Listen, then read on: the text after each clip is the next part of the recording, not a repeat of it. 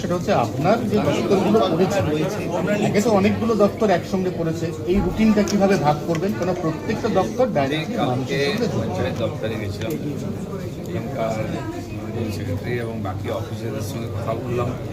কাজকর্ম কতগুলো ডিপার্টমেন্ট আছে, অনেক বড় ব্যাপার, কার কী কাজ আছে, সমস্যা কী আছে, এই নিয়ে কথা হলো। আমি বললাম যে ঠিক আছে, এবার তো পঞ্চায়েত এখানে বসে হবে না, পঞ্চায়েতে যেতে হবে, গ্রামে গিয়ে আপনাদের সঙ্গে গিয়ে জেলায় বসে আমরা ওখানকার সমস্যার সমাধান করব।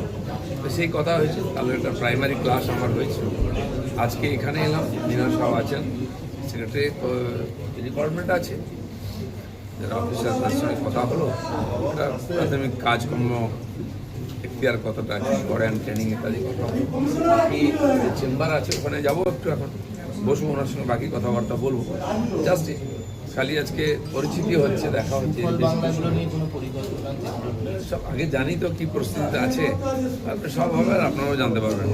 সচিবরা সরকারের ক্ষেত্রে আমরা অনেক সময় দেখেছি অভিযোগ এসেছে বিভিন্ন মহল থেকে, কৃষকেরা ন্যায্য মূল্যে তাদের যে দাবি অধিকার তা পায় না। আপনি এখন এই মন্ত্রিসভার দায়িত্ব, কালকে সেটা এমএসপি নিয়ে আমাদের চিফ মিনিস্টার দিয়েছেন, যে সমস্ত কিছু নিয়ে রিভিউ হচ্ছে, ভাবা হচ্ছে, কৃষকরা যাতে সম্পূর্ণ তার মূল্য পায় সেটার চেষ্টা আমরা করি।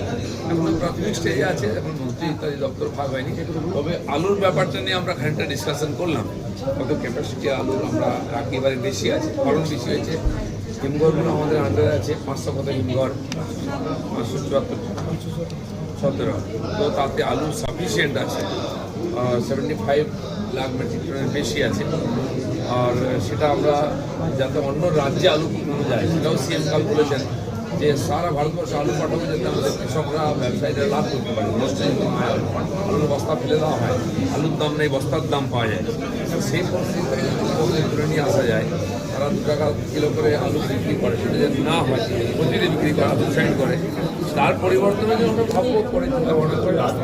দাদা একটাই প্রশ্ন, দাম বাধা রেজিস্ট্রেশন বা অভাবী বিক্রি আটকাতে কোনো দাম বাধা এখনো কিছু আমি তো শুনিনি, শুনি কথা বলি, এনাদের যে এক্সপিরিয়েন্স আছে সেটার সঙ্গে কথা বলে জানাবো। দাদা আমার প্রশ্ন ছিল যে সচিবরা আপনাদের ফাইলটা রেডি করে দেবেন, ব্রিফ করে দেবেন আপনাকে, সই সাবুতগুলো আপনার কি করতে হবে? এক্ষেত্রে আপনি কি এক সপ্তাহের যে 6টা দিন, আপনি কি দিন ভাগ করে করে এই 3টে দপ্তরে বসার কথা ভাবছেন?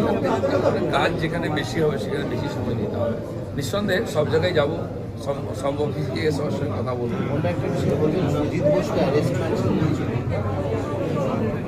চলছে ইনকোয়ারি, দুর্নীতি ইত্যাদি বিভিন্ন কমপ্লেন আছে, কোর্ট দেখবে এইসব ব্যাপারটা।